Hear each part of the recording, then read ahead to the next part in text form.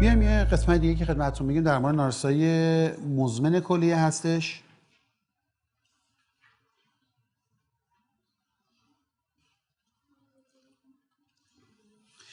ببین نارسایی مزمن کلیه هم قسمت اولش که زیاد مهم نیست و من ازش سریع رد میشم.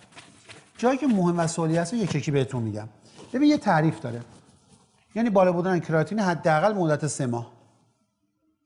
این میشه تعریف CKD. درسته؟ بنابراین یه سری موارد هستش که در فرد به وجود میاد. یعنی از قبل داره. حالا داشتیم که گفتم چند تا مورد دیگه هم بود دیگه. سایز کلیه کوچیک شه، تغییرات استخوانی بده یا از قبل کراتینش بالا بوده. آقا علت چیه ولش کن. خیلی مهم نیست. در یک جمله یاد میگیریم. شایع‌ترین علت CKD در دنیا الان دیابته. شایع‌ترین علت CKD دیابت. به ترتیب شیوع اگه بخوام بهتون بگم دیابت، فشار خون بالا و بعد گرونفریتاس. این ستای اصلیه. بعد میشون علامت‌های مثل پولیکیستیکا و CIN کرونیک نفرایتیس. این ترتیب یاد میگیرید. مسلماً سوال برانگیز نیستی. ولی از نظر علامت برام مهمه. مثلا میام به شما میگن آقا یه بچه‌ای الان 6 سالشه. این بچه دچار نارسایی کلیه شده. به نظرتون علت بیماری چیه؟ میتونه دیابت باشه به نظرتون؟ بچه 6 ساله؟ میتونه سندرم آلپورت باشه؟ سوال دیگه. ببین که بهتون سوال نه زمان اینجا مهمه دیگه نه؟ مزمن هم هستا. ببین میگیم دیابت حداقل 15 سال 10 سال لازم داره که نارسایی. پس مثلا دیابت نیست. درسته؟ آلپورت من یادتون باشه گفتم که در 30% اینها بالای سن 30 سال. پس آلپورت هم نیست. اینا معمولا بیماری مادر. ممکنه گرونفریت باشه آره. ولی آیا PSGN نارسایی کلیه میدهد؟ نه. خیلی بعیده بخواد این اتفاق بیفته. بچه 6 سالان که معمولا لوپوس نمیگیره. فقط اینا معمولا بیماری مادرزادی، بیماری پولیکیستیکن. چه بیماری؟ منم مینیمال چنج مدوریکیستیک دیزیز. بعداً بهتون میگم یا اتوزومال رسیسیو پولیکیستیک دیزیز. برای این سن مهمه. درسته؟ خب میاد به ما میگه که الان یه فردی مراجعه میکنه با علامت نارسایی کلیه. من میخوام ببینم که این نارسایی کلیه‌اش در چه مرحله هستش و چیکار کنه. آقا یه سوال مهم. من به شما گفتم GFR یک مریض رو چجوری میتونیم حساب بکنیم؟ اگر توش 3 فرمول براتون گفتم یادتونه؟ یه فرمول براتون گفتم GFR برابر است با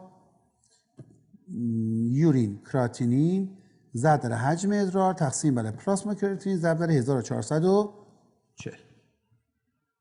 یه فرمولی براتون گفتم کاکرافت هستش که گفتم عدد سر 40 رو منهای سن بیمار میکنیم ضرب در وزن بیمار تقسیم بر پلاسما کراتینین ضرب در عدد ثابت 72 که اگر یه خانم باشه اینو ضرب در 85 هم میکنیم. اگر مرد باشه که نمیخوام. یه فرمول دیگه هم بود که به صورت خیلی کلی براتون گفتم یورین کراتینین 24 ساعته تقسیم بر پلاسما کراتینین که این خیلی کم کاربرد داره. پس ما این 2 تا فرمول داریم که بیشترین کاربرد برای ما اینه. چرا؟ چون نیاز به ادرار 24 ساعته نداره. خب های سوال اینجوری بهتون میدن. میگن آقا جون یک مرد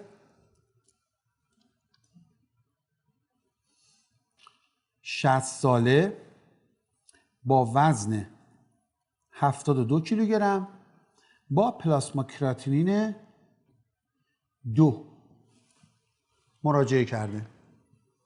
درست شد؟ شما بگید که این بیمار از نظر و این پلاسما کراتینینش از حدود چند ماه قبل داره. علامتی هم نداره. این بیمار در استیج چند CKD قرار دارد. این که از سوالایی که زیاد بهتون میدن. خب حالا باید چیکارش بکنیم؟ ما اول میایم GFR رو حساب میکنیم. قبول؟ فوری با خودمون میایم اینجا میذاریم تو هم دیگه. درست شد؟ میگیم که 140 منهای 60 میشه چقدر؟ 80 دیگه نه؟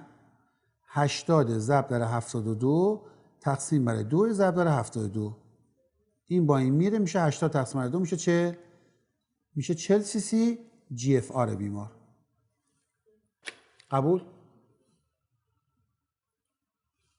خب حالا میگیم این 40 cc در چه استیجه؟ میاد تو جزوات رو نگاه میکنید ببینیم که استیجینگ رو چجوری براتون تعریف کرده.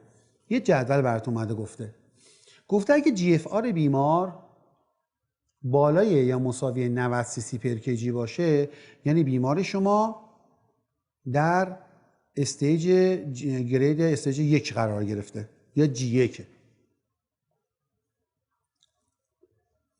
اگر بین 50 تا اگه بین 60 تا 89 باشه استیج 2، 45 تا 59 3 A، 30 تا 44 3 B، 15 تا 29 4 و زیر 15 میشه 5. این اعداد باید حفظ بشه، کار دیگه هم نمیشه از این داد براش. فوری با خود میگه جی اف آر مریض 40، میای اونجا 40 نگاه میکنی میبینی سیتا بیمار استیج 3 بیه، حتی علامت هم ممکن نداشته باشه. پس برای یه آدم 60 ساله کراتینین 2 خیلی بالاست.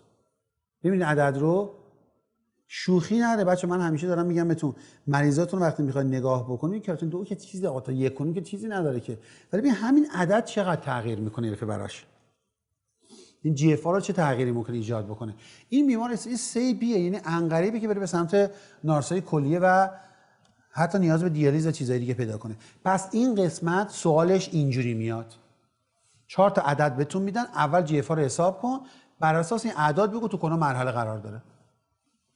درست؟ یه جدول یه چیز قرمز اینجا براتون کشیده دیدید؟ اگه نگاه بکنید میگه که خب من یادتونه براتون یه چیزی اول بازم هی دارم میگم آقا یه چیزی ما داریم میرم اس ام اس، یادتونه میگیم اس ام اس برای ما اسپات مورنینگ سامپلینگ، میگه نسبت آلبومین ادرار به کراتین ادرار. هی بهتون میگم آقا جون اگه در مرد بالای 17 در زن بالای 25 باشه بده. ببین اینجا اومده چی داره بهتون میگه، ببین معنیش، اصلا اینجا سوال بهتون میخوام معنیشو بدونین چی میگه. میگه آقا جون یه بنده خدا مراجعه کرده که جی اف آر بیمار 90، بالای 90. حالا بیاید جلوتر نگاه بکنید. میگه اس ام اس بیمار اگه بخوام جمع‌آوری ادرار میگه زیر 30. درست؟ میگه این بیمار رو در واقع بگو سالم، منطقه سرطانی کاری به کارش نداشته باش. میدونه از 6 ماه 1 سال باید بررسیش بکنی. ببین همین مریض میگه اگه میکرو آلبومینوریا داشت یعنی بین 30 تا 300 بود، درست؟ این بیمار اومده گوشه تو خط چی؟ نارنجی کمرنگ یا زرد. میگه آقا این بیمارتون داره میره به سمت نارسایی کلیه. آقا این بیمار رو حتما باید شما در فاصله کوتاه‌تری بیای ارزیابیش بکنید. اومده یه قسمت جلوتر نگاه براتون زده، یه دفعه رنگش تیره تر میشه. میگه آقا اگه این بیمارتون جی اف آرش بالای 90 ولی بیمار پروتئین یوریش بالای 300 میلی گرمه، اومده گذاشتش چی؟ یه رنگ تیره تر. این بیمار باید حتی ارجاعش بدید الان شما به کی؟ یه نفرولوژیست. ستون سمت راست نگاه کن، من اینجا رو ببینید، این ستون آخر که براتون گذاشته یعنی همه رو ارجاع بده به نفرولوژیست. میخواد اینو بهتون میگه، این سوالی نیست، یعنی میخوام معنیش رو بدونید که بالای 300 تا رو حتما باید بررسی بکنید. پس اگر به شما بگن که آقا جون یک فردی که نارسایی مزمن کلیه دارد چه عاملی در پیشرفت بیماری به سمت بدتر شدن نقش دارد از بین عوامل زیر، اول اصلا بگید پروتئین یوریا.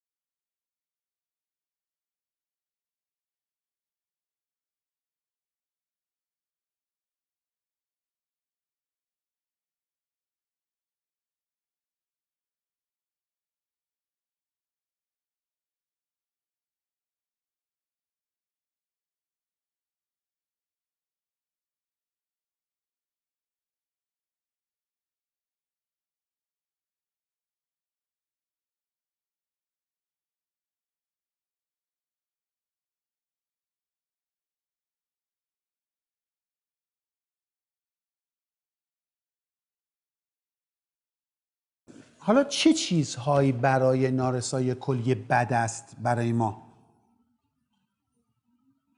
پس اینجا یه جدول میام براتون میگم. میگیم ریسک فاکتورها یا برای CKD بد. هرچی GFR چی باشه؟ پایین تر باشه. هرچی پروتئین ادرار، یورین پروتئین یا یورین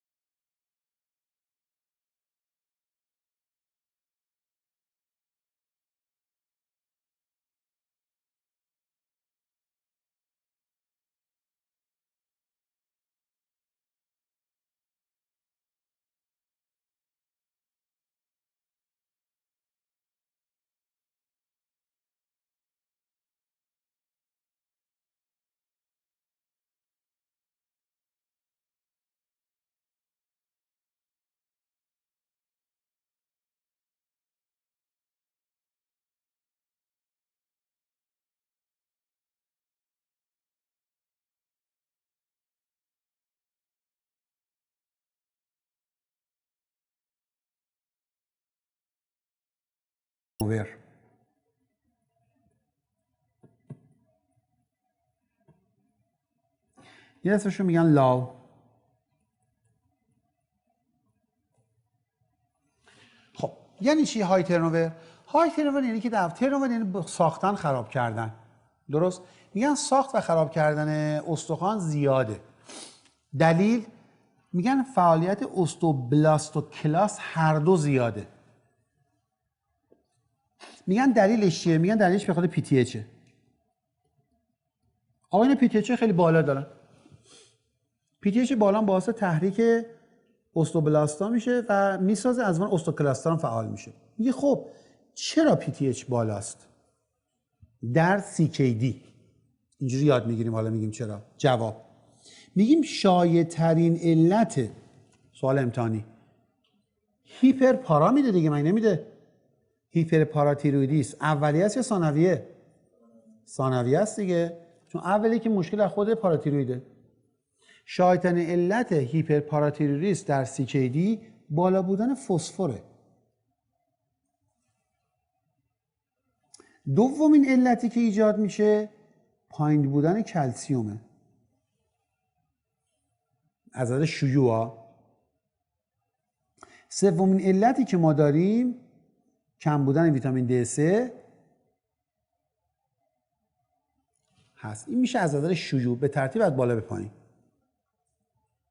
خب پس اگه بهتون گفتن شایع ترین علت هیپرپارا در سی کی دی چیست؟ میگیم هیپر فسفاتمیا. خب بچه فسفره میره بالا. یاد یه هورمون بیفتیم یادتونه به نام FGF23. از کجا ترشح میشد؟ از استخوان. علت اصلی بالا رفتنش چیه؟ بازم فسفر بالا. یعنی این فسفر بالا دو تا عارضه ایجاد میکنه برای ما. این مستقل از هم هستش. این FGF23 هم میبره بالا. خود فسفر بالا بچه کلسیوم هم میاره پایین. ما بعدن یه عددی داریم میگیم اگه حاصل ذره کلسیوم در فسفر بالای 70 بشه رسوب میکنه.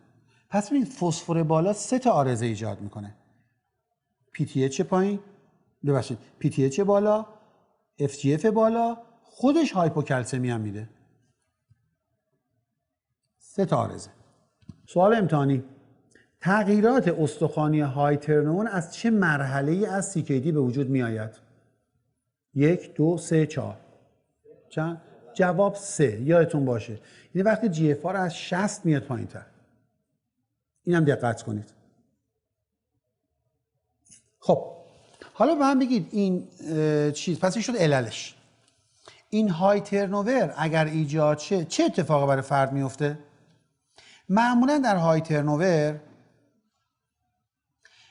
برای بیمار عارضه‌ای که ایجاد میکنه که اوستیت فیبروزا کیستیکاست از های ترنوور که معمولا به خاطر بازم بالا بودن پی تی اچه. اوستیت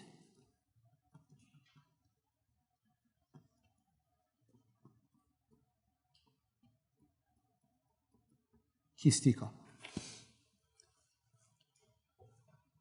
یکی دیگه هم علائم هیپرپارا که من تو بخش غدد بهتون میگم، بخش کلسیوم بهتون میگم. علائم هیپرپارا معمولا مثلا تغییرات مثل بران تومور هست، تومورای قهوه‌ای ممکن در سطح پوست به وجود بیاد. زایت شاید یعنی میگم فلفل نمکی، سالت اند پپر که در ناحیه جمجمه ایجاد میشه و یکی هم خوردگی بند انگشتان. این عوارضی هستش که در اثر پی تی اچ بالا به وجود میاد. بچه یادتونه پی تی اچ بالا عوارض دیگه هم داره. یکی از عوارضش فیبروز مغز استخوانه. برمی داریم میتونه آنمی مقاوم به درمان بده. یکی از جالبه که بدونید یکیش هم اتروسکلروز عروق قلبه. پی تی اچ هر چی بالاتر باشه احتمال عوارض قلبی هم زیادتره.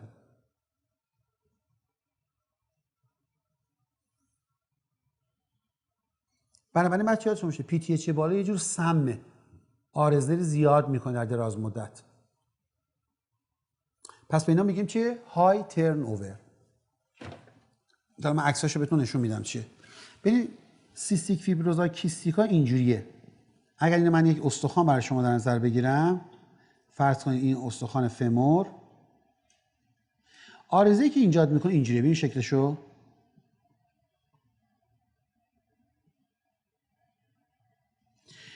آزایی هستش که مثلا آیلند بهش میگن، بون آیلند، این جزایر استخوانیه. ببین حالا یک شکل واقعا در نظر بگیرید، شما وقتی یه عکس رادیوگرافی میگیرید نگاه میکنید این لبه ها سفید رنگه، این وسط سیاهه، این وسط همون کیست است. ببین وقتی میگن کیست یعنی اون قسمت استخوان خورده شده، یعنی اونجا فعالیت اوستوکلاست ما داریم. اطرافش سفیده، یعنی استخوان سازی صورت گرفته، یعنی اونجا فعالیت اوستوبلاست ما داریم. می‌بینید چجوری میشه؟ اوستوبلاستا استخوان میسازن، از وسط اوستوکلاستا میخورنش. به همین فعالیت استخوان دائما زیاده. درست شد؟ هم بلاست فعاله هم کلاست. خب حالا علتش چیه؟ میگن علت واقعا پی تی اچ بالاست. من یه کاری کنم پی تی اچ بیارم پایین. ببینید چیکار کنم پی تی اچ بیارم پایین؟ ها؟ سوال اینه که علت اینکه پی تی اچ رفته بالا چیه؟ میگم فسفر. خب میام یه کاری کنم فسفر رو بیارم پایین. درست میشه دیگه نه؟ میگه برای اینکه این کار انجام بشه چند تا کار میشه انجام داد.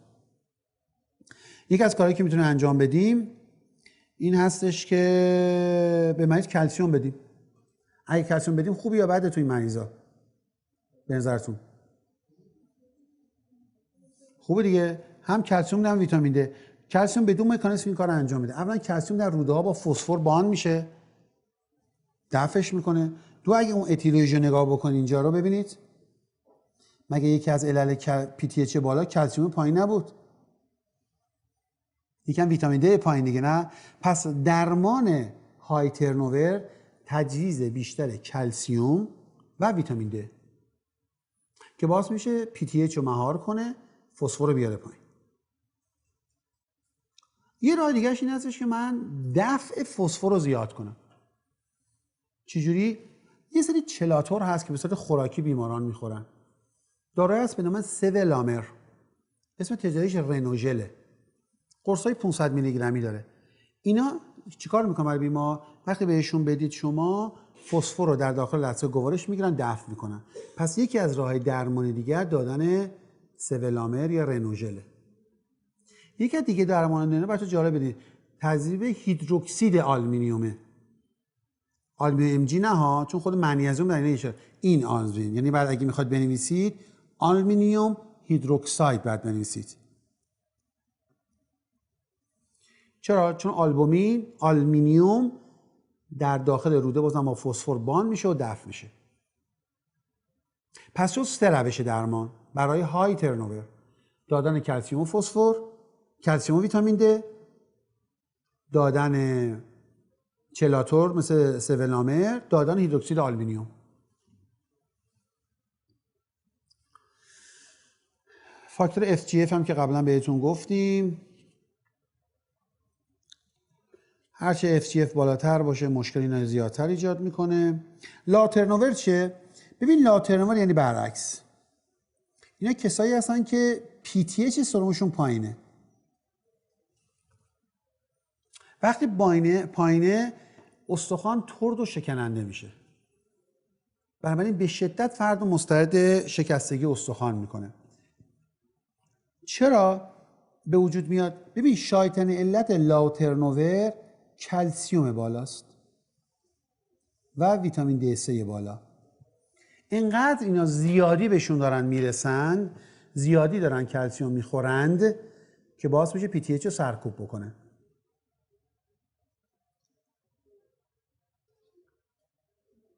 حجم استخوان رو کم میکنن.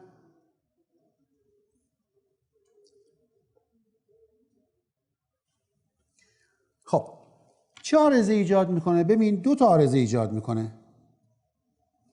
یکی بهش میگن آدینامیک بون دیزیز یا استخوان بدون حرکت.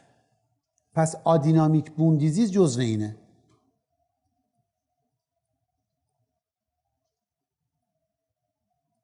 یکی به نام اوستومالاسیا.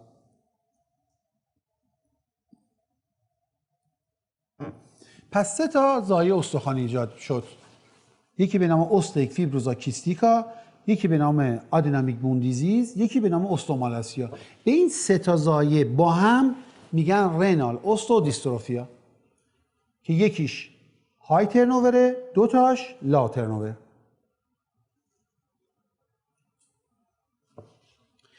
یادتون باشه بچه‌ها هر چی که این اوستئوید فیبروزا کیستیکا مواردی که ما داریم اینه که میتونه احتمال شکستگی رو ببره بالا. خب به نظرتون در لا ترنوور من چیکار کنم؟ بهترین کارش اینه که من مصرف کلسیم ویتامین داره ذره بیارم پایین دیگه، نه که این مقدار شروع کنه به فعالیت کردن. ولی اصلا ممکن فسفر رو ببره بالا. یه سری داروهایی هستش که جزوهتون اومده نوشته که اینا تا حدی میتونن کمک کننده باشن، مثل مغلط‌های کلسیوم به نام سیناکلست.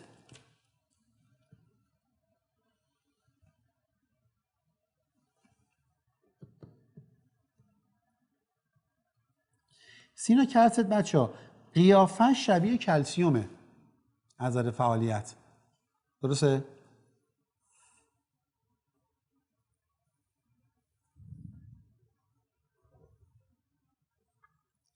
که مغلطه‌های کلسیوم هستش که حالا نشون سبب مهار ترشح PTH میشن و دنبال کلسیم سرم ممکنه که کم بکنن. در موارد خیلی شدید هم میشه داروهای دیگه استفاده کرد به نام پاریکلسیترول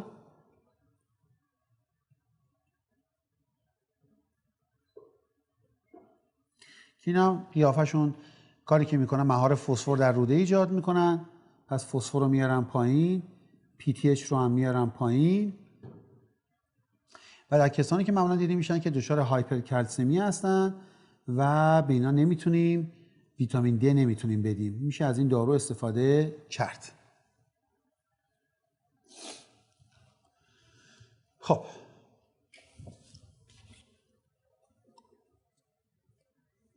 یه سری عوارض دیگه‌ای که ممکن رو کلسیم فسفر ایجاد کنه، پس یادتون باشه رنوسول دیستروفی همین سه تا عارضه شده: اوستومالاسی، آدنومیک بون و اوستئوید فیبروزا کیستیکا. دیگه یکی دیگه چیزی که ممکنه ما داشته باشیم، میگن که هرچی که مقدار PTH بالاتر باشه احتمال بیماری قلب عروقی رو زیادتر میکنه. یه بیماری هست به نام کلسیفیلاکسی، اینم بعد عکس جزوهتون انداخته. ببین کلسیفیلاکسی رو زمان ایجاد میشه که حاصل ضرب بین کلسیوم در فسفر بالاتر یا مساوی 70 بشه.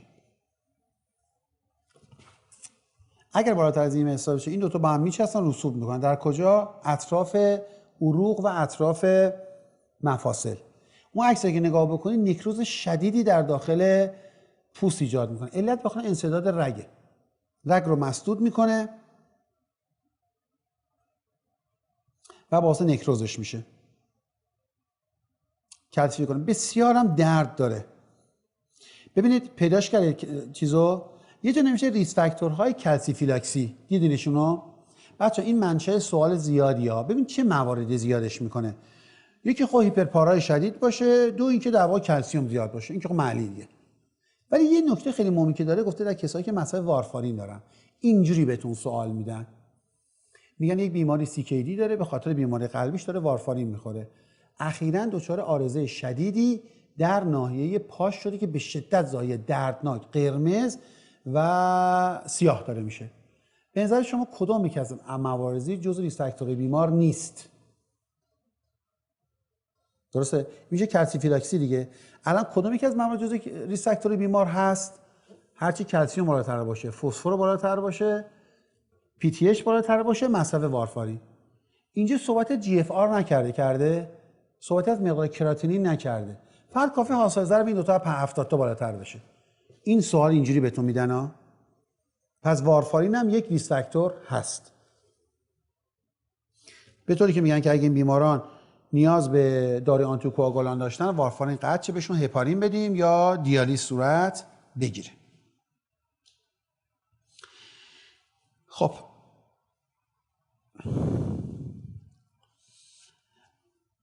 یکی دیگه بیماری قلبی عروقی در بیماران CKD، اگه بهتون گفتن شاید علت مرگ در یک بیماری مزمن کلیویچی، بگید بیماری قلبی عروقی.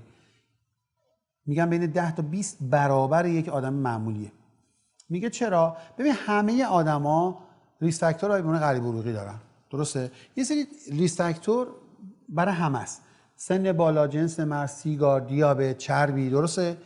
به اینا میگن در واقع ریسک فاکتورهای پاپولار یا عمومی. این ریسک فاکتورها هستن که برای یه بیماری اختصاصیه. مثلا در بیماری CKD چرا 10 تا 20 برابر زیادتره؟ به این دلایل: هرچی PTHش بالاتر باشه، هرچی FGF23ش بالاتر باشه، هرچی CRPش بالاتر باشه، فتوئین پایین، آلبومین پایین. ببین اینا اختصاصی هستند دیگه، تو بقیه موارد که اینا رو ما نمیبینیم که. CRP بالا، اینترلوکین 6 بالا، آلبومین، فتوئین پایین، آنمی، اختلالات لیپیدی. این مواردی هستش که احتمال بیماری قلب عروقی رو زیادتر میکنه. یه بقیش خیلی مهم نیست. نارسای قلبی تو اینا شایع‌تر هستش. یکی دیگه هم بیماری ایسکمیک قلبیه. یه نکته که خیلی مهم بچه یادتون باشه که کاردیاک تروپونین ها به طور نرمال در کسایی که نارسای کلیه دارن بالاست. حالا یه نفر میاد درد قفسه سینه هم میگیره، این کاردیاک تروپونینش هم بالاست. آیا این قلبی هست یا نیست؟ ببین میگه که معمولاً کاردیاک تروپونین در بیمارانی که CKD دارن بالا میره. ولی یک علامت خیلی مهمش در اینجا این هستش که ما باید کاردیاک تروپونین رو به صورت سریال بگیریم. یعنی اگه دیدیم داره میره بالا این قلبیه، ولی اگه ثابته نه از قبل بوده. پس کاردیاک تروپونین بالای تنها نشانه بیماری قلبی نیست، چون اینا دفعشون از کلیه ها کم شده.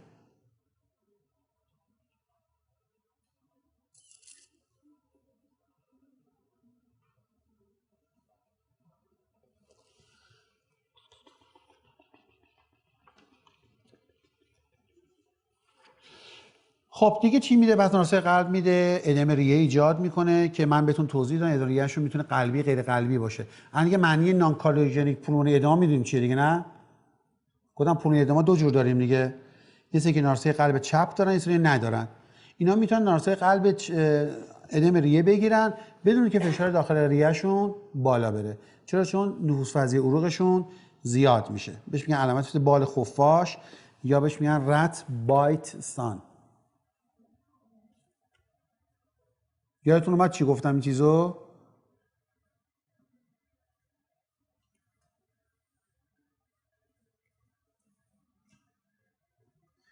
این چپ که گفتیم که اگر نارسا میشه لفت ونتریکولار فیلر باشه، اینجا فشار میره بالا که اسمش میشن پولمونری کاپیلری ورژر، این میشن ادم قلبی کاردیوژنیک. ولی در بیمارانی که دچار نارسای قلب هستن بدون که فشار قلب بره بالا نارسای قلب ادم ریه میگیرن. این همون ARDS. بهش میگن بت وینگ ساین، علامت بال خفاش. چجوریه؟ این که دو طرف ریه در اینجا پر آبه، هرچی که به اینجا میریم بازتر میشه، مثل بال خفاش میاد بالا. یعنی ادم از ناف شروع میشه، هرچی به انتها میره کمتر میشه و در قسمت اینجا ممکنه سیاه تو عکس دیده بشه. میگن بت وینگ ساین. که من ان شاء الله تو ادمرین قشنگ بهتون توضیح میدم چطور میشه افتراق داد و درمانش کرد. یه نکته خیلی مهمی که سوال برانگیز پریکاردیته. ببینید پریکاردیت در اورمی شایع است. علامت چجوریه؟ معمولا بیماران چست پین دارن. ببینید مهمترین علامت پریکاردیت این هستش که بیماران نگاه کنید منو نفس عمیق که میشه یه درد اینجام درد گرفت. تیزه. نگاه کنید منو درد همینجوری یعنی این یه دفعه نفس قطع میشه. دقیقاً میگه من نمیتونم نفس تند بکشم. میگن دردشون پلورتیکه. میگه صبح همینجام درد گرفت یا اینجام درد گرفت. قشنگ نشون میده این دردهای پریکاردی هستش. یعنی با نفس تغییر، حتی با پوزیشن ممکنه تغییر بکنه. مثلا خمشان رو به جوره شاید یه ذره بهتر بشه.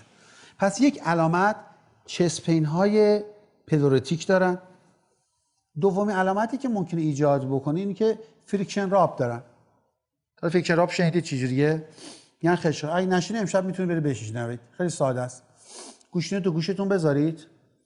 این کاف بذارید پشت دستتون. خیلی معذرت میخوام. و با دستتون پشت دستتون رو خیس کنید. اینجوری بکشید پشت دستتون. این سر خشخشی که میشنوید اینجا دقیقاً عین فریکشن رابه. اگه گوشتون رو عادت بکنه. پس یه صدای مالشی که این دوتا به همدیگه میزنه. پس فریکشن راب، درد پلورتیک ممکنه ایجاد بشه. بچه نکته مهم نوشته که تو جزوه تو همون صفحه چند میشه، نوشته پریکاردیت در اورمیک، پیدا کردید جمله آخر این صفحه، ممکن است درد نداشته باشد. این جمله رو درست کنید. پیدا کردید؟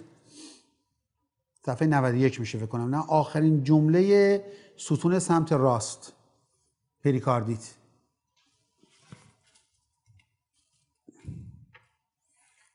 ممکن است درد نداشته باشد. حالا پریکاردیت یه سری تغییرات EKG داره که بعدا حالا بهتون میگیم که به صورت استیلیویشن با تعدب رو به پایینه که تی اینورژن بتونه همزمان نداره. فقط این جمله رو بگیم تا انشالله تو بخش قلب بهتون بگم. نگاه کن اینجا رو بچه‌ها، این اگه یک نوار قلب باشه، اگه اینو دیدید یعنی استیلیویشن با تعدب رو به بالا به طور همزمان تی اینورژن، این یعنی ایسکمی. استیلیویشن تعدب رو به بالا به طور همزمان تی اینورژن. ولی اگه اینو دیدید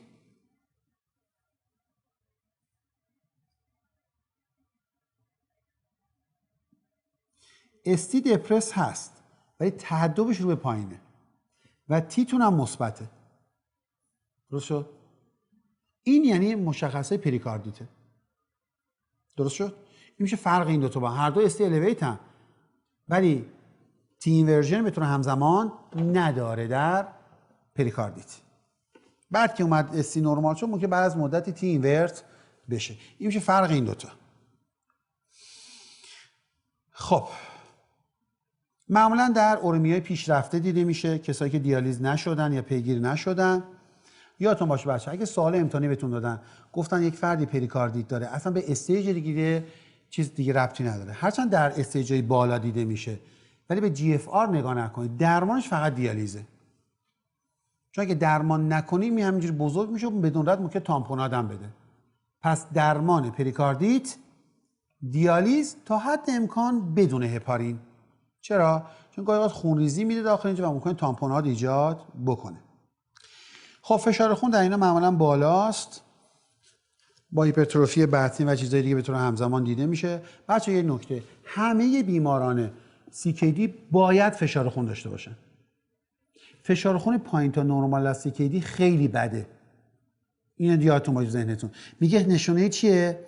نشونه که در واقع بیمار خیلی دهیدره است، داره یا نمک از دست میده یا قلبش خیلی نارساست. پس یاد میگیریم فشار خون پایین در CKD بد است. این خیلی پیشرفته است، نارسایی قلبی زیاده.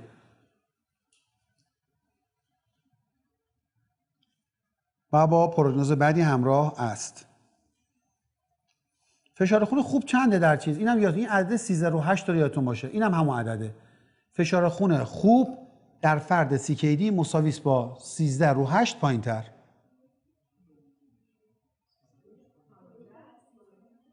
نه باید تا حد 13/8 نه خیلی پایینه، منظوری که کمتر از 10. این هایپوتنشن نباشه. درسته؟ ولی 13/8 در این حد برای ما خوبه. سوال، اولین کار برای درمان فشار خون چه فکر می‌کنید در فرد CKD؟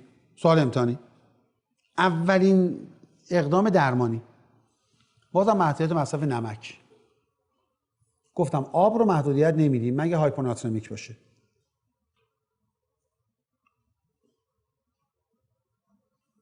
سوال اول، اگه بخواید به مریض CKD دارو فشار خون بدید، اولین دارو که میدید چیه بچه؟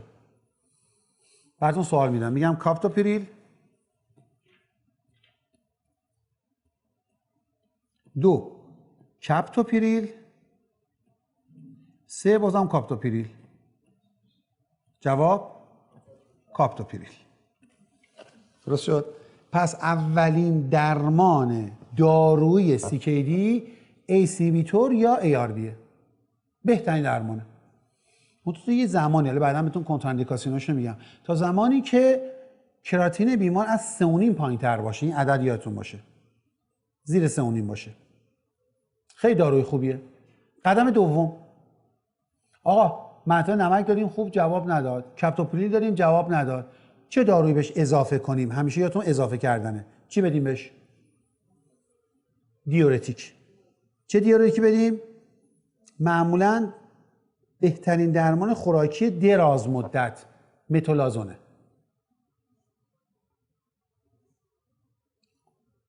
میشه متالازون رو به علاوه لازیکس هم داد، ولی هیچ وقت پتاسیم اسپرینگ نمیدیم.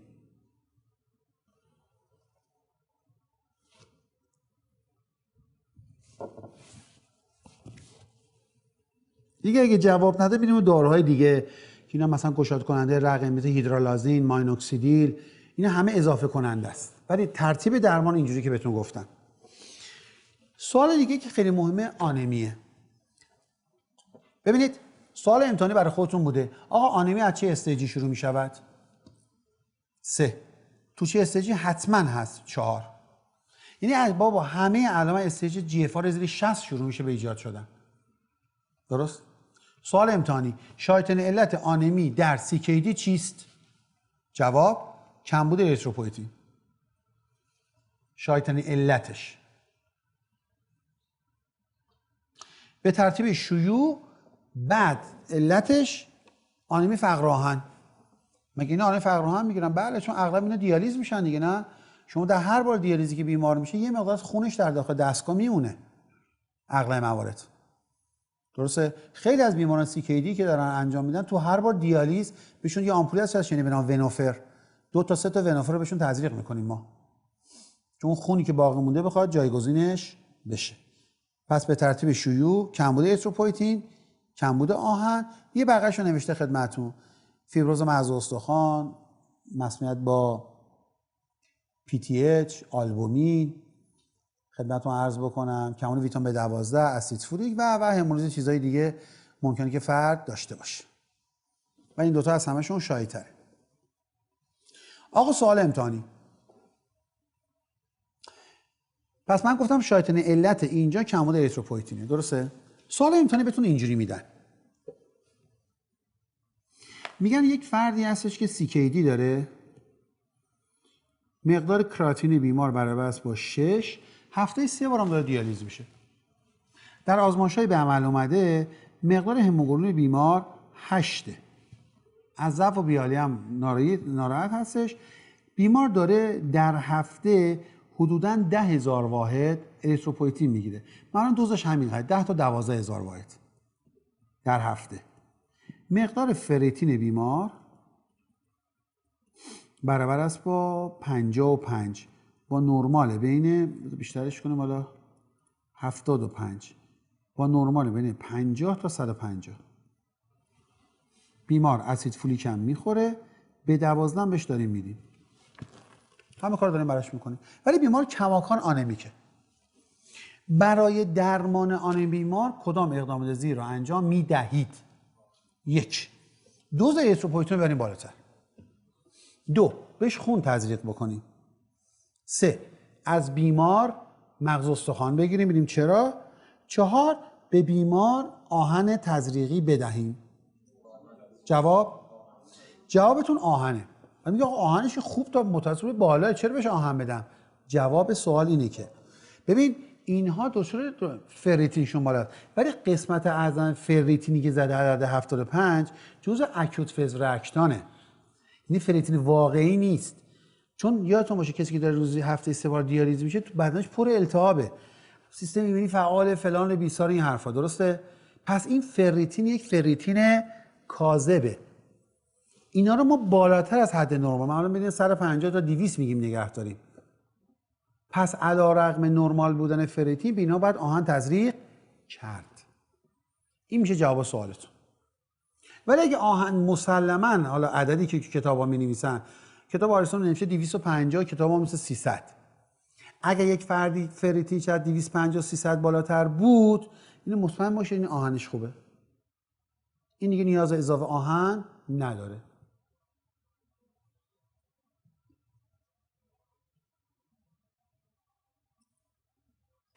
معمولا میگن که هموگلوبین افراد بین 10 تا 11.5 نگه دارید. بالاتر از این عدد نیاریم، چون اگه مجبور بشیم داروی زیادتری بهشون بدیم. اریتروپویتین آهن خوراکی اگه جواب نداد تزریقی میدیم بهش. پس بهترین روش درمان در مواردی که نیاز به دیالیز ندارند آهن خوراکیه. اگه دیالیز داشته باشن آهن وریدی. حتی مقدار خون نمیدیم بهشون چون باعث ساپرشن مغز استخوان میشه، عوارض رو زیاد میکنه. اگر بیمارتون همه این کارا رو کردیم بازم آنیمیک بود، چرا آنیمیکه؟ جوابتون رو آخر جزء ستون سمت راست نوشته. دیالیز ناکافی، هیپرپارای کنترل نشده مسئولیت به آلبومین، آلومینیوم، عفونت‌ها و کمبود بعضی از ویتامین‌ها ممکنه که فرد داشته باشه.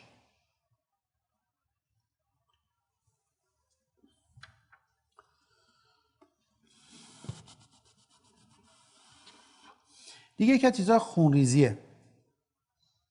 ببینید در بیمارانی که CKD دارن خونریزی هم ترومبوز زیاده ولی اصلا مهمتر خونریزیه. آقا سوال امتحانی بهتون میدن شایع علت خونریزی در چه نارسایی حاد مزمن کلیه چیه؟ جواب اشکال در فعالیت پلاکت.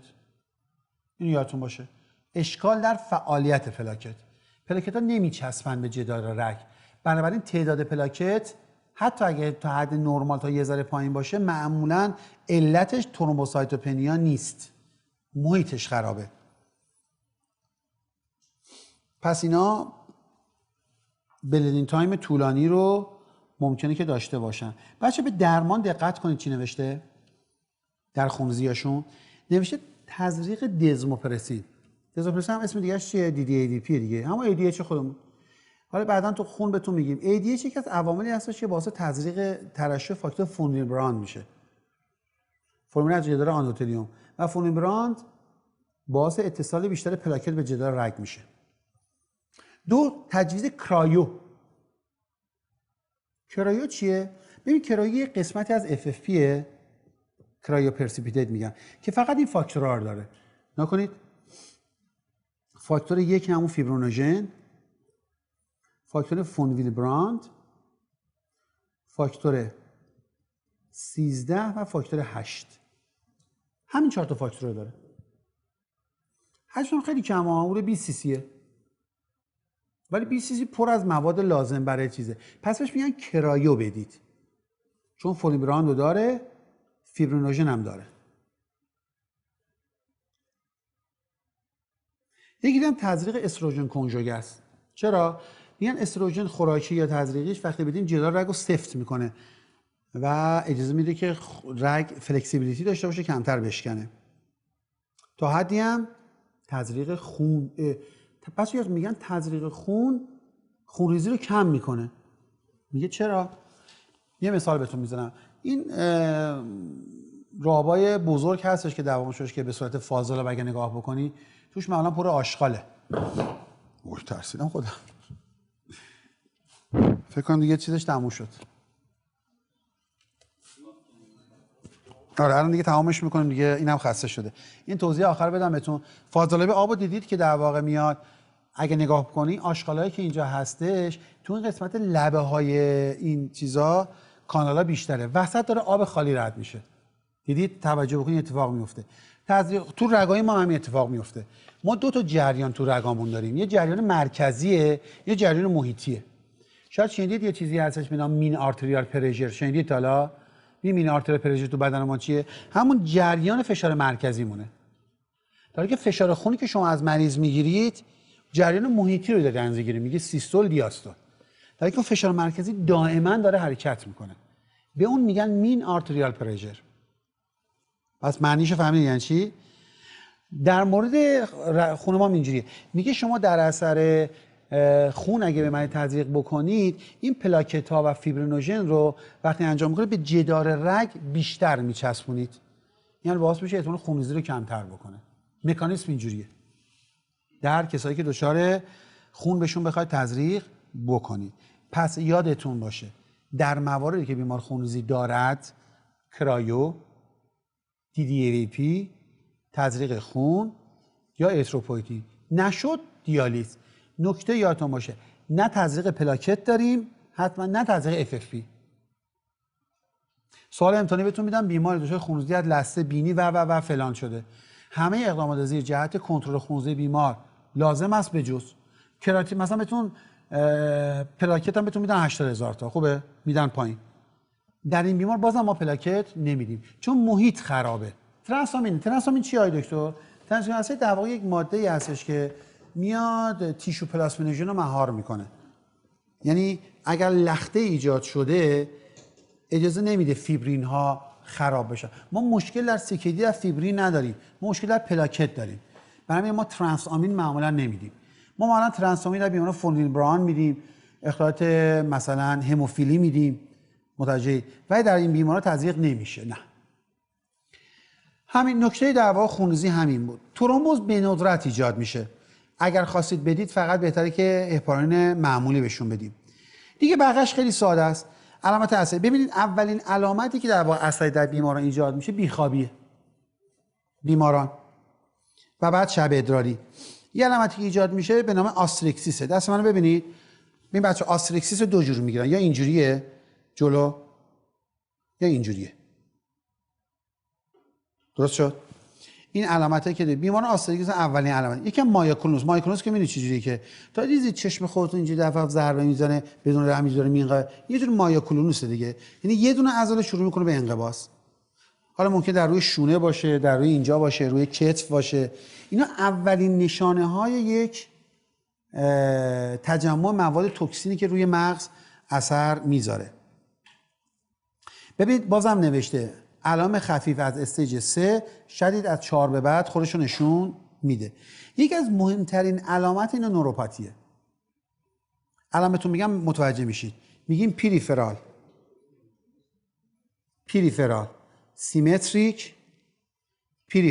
سیمتریک دیستال پولینوروپاتی. یعنی چی الان؟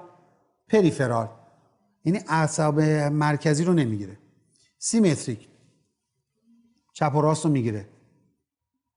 خدمتتون عرض بکنم دیستال معمولا دست و پا. پولینوروپاتی هم مثالی که بهتون زدم دیگه، اگه فردی دست و دو تا دستاش خواب بره این چند تا عصبش درگیره میشه پولینوروپاتی دیگه. دیستال هست، سیمتریک هست. پس شنید میگم مثل جوراب و دستکش، اسمش دیگه همینه. ولی اندام تحتانی رو اول میگیره بعد اندام فوقانی. یعنی اول پا شروع میشه. میگه آقای دکتر من میگم سر پام خواب میره، گزگز میکنه، مورمور میکنه. این اولین علامتی از یک نوروپاتیه. نکته، نوروپاتی در فرد CKD باز هم مساوی است با دیالیز. سوال امتحانی بارها بهتون میدن. یه نفر میاد با این علائم میگن اقناع بعدی شما چیست؟ B6 بهش بدم، گاباپنتین بهش بدم، آنمی بکنم، دیالیزش بکنم. جواب دیالیز. حتی با هر GFRی، حتی میگه زیر 3 شروع میشه. چرا؟ چون پیش رونده است، غیر قابل بازگشته. آقا همینجوری میره، اول مورمور میکنه، بعد درد میگیره، بعد بی‌حس میشه، بعد دیگه پاشو میزنه این ور اون ور، شروع میکنه به زخم شدن. این دیابتیه.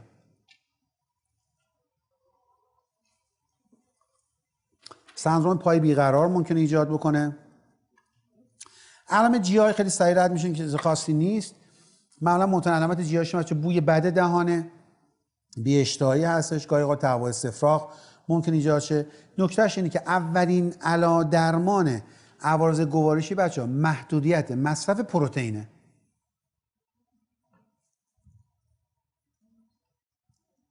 زخم معده در اینا معمولا شایع‌تر هستش.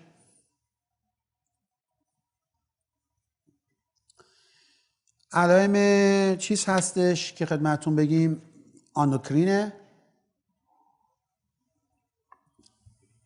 یه سوال براتون مطرح میکنم قشنگ تو ذهنتون بیاد. من به شما گفتم شایع علت CKD چیه تو دنیا؟ دیابت. ما دیابتون دو دسته است دیگه، یک از اول انسولین، 2 قرص. سوال بهتون میدم میگن که آقا یه بیماری هستش روزی 4 تا 5 تا قرص و اینا میخواد، تازگی هم شروع کرده به انسولین. این طرف در واقع میاد تو خواب که اگه فلان سفره رو بنزنید انشالله خوب میشید، یا اگر فلان خاک رو بخوری یا بریزید چشمت خوب میشی، یا من متأسفانه بعضی جاها فلان کارو انجام بدید بهتر میشه، دیابتت خوب میشه. میری این کارا رو انجام میده، بعد مدتی میبینی یواش یواش در واقع وقتی 3 تا قرص ها رو میخوره سرگیجیمون قندش میاد پایین، شروع میکنه قند قرص ها رو کم کردن، یا مثلا انسولین دیگه نیاز پیدا میکنه. ای دیدی سفره رو انداختیم خوب شد. متوجه شدید؟ تا اگه نگاه بکنی این آدم یواش یواش داره این دیابت داره میگذره، هی داره این یواش GFR داره میره پایین، کراتین داره میره بالا. GFR میاد پایین، کراتین میره بالا، ولی قنده داره خوب میشه. چه اتفاقی داره میفته؟ نیاز به انسولینش داره کم میشه. جواب سوالی هستش که میگه جوابش اینه که میگه ببینید تقریبا اغلب قرصایی که ما داریم در بیشتر موارد 90% قرصای قند توسط کلیه ها دفع میشن و 70% انسولین هم که از پانکراس ترشح میشه توسط کلیه ها از بین میره. 40% توسط بازم خود کبد. خب اگه کسی نارسایی کلیه پیدا بکنه در واقع لول انسولین خونش بالا میره یا پایین میمونه؟ قرصاش مدت زمان طولانی تو بدن میمونه یا نمیمونه؟ و وقتی بمونه نیازش به دارو کمتر میشه دیگه، نه؟ حالا این علامت خوبیه یا بدیه؟ پس اگر یک فردی که دیابت داشت تحت درمان بود دچار علائم هایپوگلایسمی مکرر شد با همون دوز داروی قبلی، این مساوی است با نارسایی کلیه مگه خلافش ثابت شه. پس بده. درست شد؟ پس نارسایی کلیه میزان نیاز رو به انسولین و گلوکوز کم میکنه.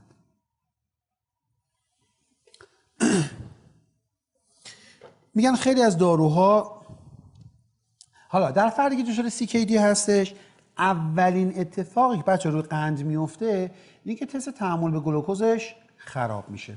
این بچه ما همیشه 2 تا قند رو از مریضامون، تازگی ها 3 تا قند رو از مریضامون چک میکنیم. یکی به نام FPS،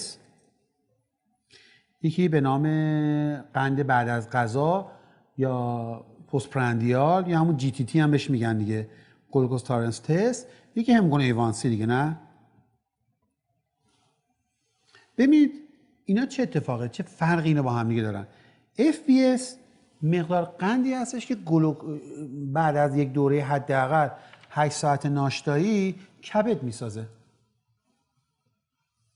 درسته؟ پس FPS یعنی قندی که کبد در طول شب ساخته. GTT چیه؟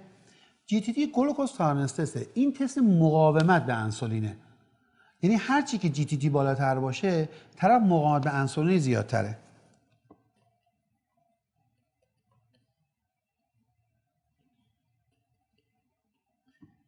همگون A1C هم چیه؟ قند برای 2-3 ماه گذشته بیماره که اصلا برای ما ربطی نداره. من به شما میگم اولین قندی که در نارسایی کلیه میره بالا GTTه. پس نتیجه میگیریم اولین پاتولوژی که ایجاد میشه مقاومت به انسولینه. معمولا دیگه از GFR شروع میکنه به 3 زیر 50، یعنی همون در واقع شد که GFR مرحله 3 به بعد شروع میکنه به این اتفاق افتادن. خیلی از داروها در کراتین های بالا دیگه نمیدیم. مثلا اینجا نوشته متفورمین رو در کراتین بالای 1.4 در خانم ها، 1.5 در مرد نباید بدیم. تقریبا بالای 2 اغلب داروهای خوراکی رو نباید بدیم. بعضی از موارد خاصی که داره مثل گلیپیزید میشه استفاده کرد، ولی اغلب دیگه نمیدیم. یعنی کراتین بالای 2 در دیابت مساوی است با انسولین. تموم شد. اینم یاد بگیرید. کراتین بالای 2 مساوی است با انسولین. معمولا میگن خانم‌هایی که GFR کمتر 40 دارن دیگه باردار نمیشن، سقط و مرتضایی توشون زیادتره. در مردها معمولا دقت کنید بچه‌ها، میگن تستوسترونشون پایینه ولی LHFSS شون بالاه. به نظرتون گونادو چجور هایپوگونادیسمی دارن؟ تو مرد تستوسترون پایین، LH بالا، FSH بالا. این اشکال در کجاست؟ گوناده دیگه، نه؟ پس میشه پرایمری هایپوگونادیسم. بلوغ جنسی در بچه ها کم میشه که با دیالیز هم بر نمیگرده.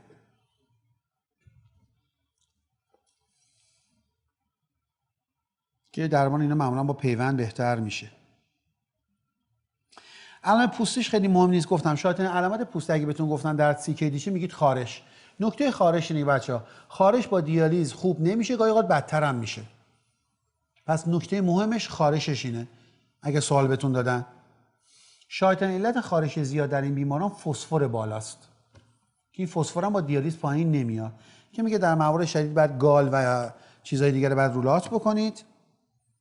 درمانش معمولا داروهایی که کم کننده فسفر هستن، استروئیدهای موضعی، آنتی هیستامین تا یه حدی کمک کننده است. دیگه خدمتتون عرض بکنم یه عارضه‌ای هست به نام اسکلرومیگزدما که میگن نفروژنیک فایبروزین درموپاتیا.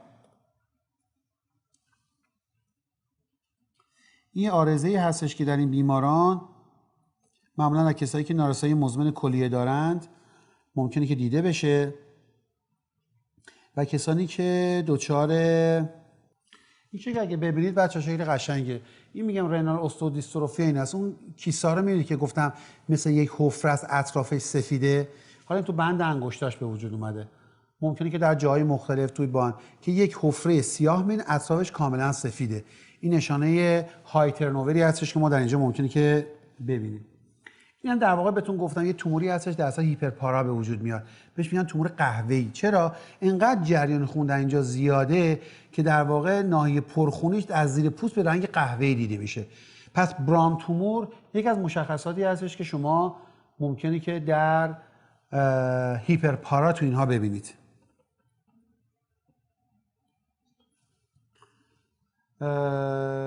این هم کسایی هستش که یه علامتی که داره اینجا اگه نگاه کنید بند انگشت اشارهشو میبینید. بند اولی چقدر نازک شده میبینید وسطشو. میگن ساپریوسال رابزورپشن. این هم یکی از مشخصاتی هستش که در هیپرپارا ممکنه که دیده بشه. گاهی اوقات کلابینگی که ممکنه ما ببینیم. آدمی بوندیزی رو که گفتیم خدمتتون. این کالسیفیلاکسی که بهتون گفتم زخم، درد و به شدت سیاه نکروز دهنده و خیلی وقت اینه که درمانش نیاز به پیوند پوست هم داشته باشه. این زایده کالسیفیلاکسی که بهتون گفتم. این که خواستم نفسیون بهتون بدم اینه. اینکه آخرین جمله که تو جزوهتون هستش. نوشته چی؟ اسکرومیگزدما یا نفروژنیک فایبروزین درموپاتیا. اینا کسایی که هستن که CKD دارن، MRI میکنه ازشون. اینا عارضه گادولونیمیان. در همین ناحیه پا یا در ناحیه بازو ممکن دیده بشه.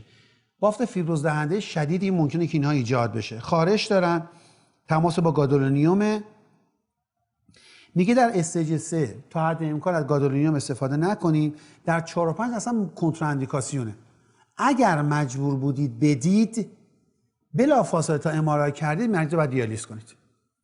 پس این عارضه گادولونیوم به دنبال در کسایی که CKD هستن. خب تقریبا نکته تموم شد. ما چیز دیگه ای نداریم در اینجا. میگه خب الان اومده با این الان من چیکار شما کاری تشخیص بدم؟ من یه سوال میکنم. یه بیماری مراجعه کرد دیابت از 30 سال پیش، الان کراتینش رفته بالا. این مریض در واقع میشه که شاید علت CKD مریض چی میتونه باشه الان؟ خود دیابتش دیگه نه. بیماری اصلا 15 سال 20 سال هستش که الان فشار خون داره. تازه کراتینش رفته بالا. معمولا در اتیولوژی شناخته شده ما دنبال علت نمیگردیم. چون برفرض هم بگردیم دیگه کارش نمیشه بکنی. کلی وقتی کوچیک و چروکیده شد دیگه نمیشه کارش کرد. فقط باید پیشگیری کنیم که بدتر نشه. معمولا بهترین کار پیشگیری ازشه. گفتیم خدمتتون ماده حاجب ندیم، اگه خواستیم دوز پایین بدیم، قبلش مریض حسابی هیدرش بکنیم. بعضی چیزا هستن که شاید نخوره به اینکه در واقع نارسایی کلیه داره. مثلا یه فردی دیابت داره، بهتون گفتم 15 تا 20 سال طول میشه که نارسایی کلیه بده. اگه بیمار 2 سال پیش دیابتش تشخیص داده شده، الان یه دفعه کراتینش بیاد 6، این کراتین 6 به خاطر دیابتشه. پس یکی زمانش خیلی مهمه. 2 گفتم در دیابتی‌ها حتما قبل از نارسایی کلیه مشکل چشم دارن. یعنی رتینوپاتی حتما بهش مقدمه. پس اگر یه نفری نارسایی کلیه داشت ولی چشمش هیچ مشکلی نداشت، بازم نارسایی کلیه‌اش نارسی از دیابت نیست. در دیابت کمپلمان میاد پایین؟ نه. در دیابت شما کست گرانولر میبینید؟ نه. برای این چیزا هستش که اینا به ضرر عامل اون بیماریه. مثلا در دیابت چندش براتون نام بردم. رتینوپاتی نداشته باشه، سرعت کراتین رفته بالا خیلی زیاد باشه، کمپلمان پایین باشد یا کست ببینیم. ما باید دنبال یک علت دیگه ای بگردیم برای اینا. معمولا ما کلیه که کوچیک و رنگ پریده است بیوپسی نمی کنیم. چون برفرض هم کردیم علت بدونیم چیکار میشه کرد براش. مگر یک علت قابل درمان، میگن TTP HUS، شاید مورد این کار انجام بشه. درمان چیه؟ آخرین مطلبی که جزئیاتش نمیشه میگه که معمولا در کسانی که از استیج 3 به بعد هستند چون عوارض ایجاد میشه. اس نیاز به دیالیز نداره ولی عوارض رو داره. ما باید که شروع کنیم به درمان. آنیمیک داره، اپرکس بدیم، آهن بدیم. فسفرش بالاست، درمان بکنیم، تغییرات کلسیم بدیم، فسفر بدیم، کلسیم بدیم، ویتامین دی بدیم الی آخر. منتها تا قبل از جی اف آر زیر 60 ما باید پیشگیری کنیم بدتر نشه. مثلا در این فردی که دیابت داره بهترین کاری که میتونیم بکنیم کلیه‌اش نارساتر نشه به نظرتون چیه؟ اگه سوال بهتون امتحان بدن، 1 کنترل قند، 2 کنترل فشار خون، 3 دادن ایس. بین این سه تا ایس. شما اگه مریض ایس بدی حتی که فشارم نداشته باشه، یعنی ایس حتی کنترل قندم مهمتره. درست شد؟ در کسی که دیابت داره البته. پس ما تا قبل از اینکه جی اف آر زیر 60 باشه شروع میکنیم یه کاری کنیم نذاریم کلیه بدتر بشه. از زیر 60 به پایین شروع میکنیم به درمان عوارض نارسایی کلیه، آنمیش و چیزای دیگه. این عدد 60 یادمون میمونه. برای کم کردن گرانولار فیلتریشن بهتون گفتم فشار بهترین داروها ایس و ای آر بیه. در درجه دوم داروهای دیگه که میتونه فشار گرانولار بیاره پایین، گفتم کلسیم چنل بلاکرهای غیر دهیدروپیریدینی، فقط وراپامیل دیلتیازه. ببین هیچ داروی دیگه‌ای روی پروتئین یوری اثر ندارد. هیچ دارویی. آلفا بلاکر، بتا بلاکر، نمیدونم کلسیم، حتی غیر از این دو تا کلسیم بلاکرها، دیورتیکا، هیچ از حتی بدتر هم ممکنه بکنن. برای کنترل فشار خون. برای پروتئین یوری من دارم چند بار بهتون میگم. برای کنترل پروتئین همین دو دسته دارو. اصلا هیچی نداره. خب درد کنترل فسفر بالا بهتون گفتم. فسفر زیاد نخورن، فسفر زیاد نخورن، پروتئین زیاد نخورن. اگه لازم بود کلسیم بدین. جواب نداد سولنامه رو، دیالیز زیاد روش اثر نداره. دیگه خدمتتون عرض بکنم کنترل فشار خونم که بهتون گفتم بچه بازم دارم میگم در کنترل فشار خون اولین کار محدودیت نمکه. جواب نداد دارو. کنترل آب نمیدیم، گفتم زیاد اثر نداره. بازم دارم بهتون میگم اولین دارویی که در CKD بر کنترل فشار میدید چیه؟ اولین دارو بازم ARB یا ایس. اگه جواب نداد دیورتیک مثل متولازون. کنترل قند بین 90 تا 30. کنترل فشار خون که بهتون گفتم همون 130 رو 80 که میشه استفاده کرد. یه سری داروها حواستون باشه، چند بار سوال اومده میگن شما در فرد CKD هر وقت خواستید هر دارویی بدید، دوپامین، تئوفیلین، هر چی میخواید بدید، دوز لودینگش تغییر زیاد نمیکنه ولی دوز مینتیننسش رو باید کم کنید. چند تا دارو هستن که کنتراندیکاسیون مطلق دارن در کسایی که CKD دارن. یکی از اونها متفورمینه، یکی مپردینه. سوال اومده بود براتون. بعضی از داروهای دیگه هستش که منع مصرف دارن و تا حد امکان بهتر استفاده نکنن، مثل نیتروفولانتوئین، نالیدیکسیک اسید و تتراسایکلین. پس این 5 تا دارو یادتون باشه در CKD نمیدیم. مپردین، متفورمین، نیتروفولانتوئین، نالیدیکسیک، تتراسایکلین.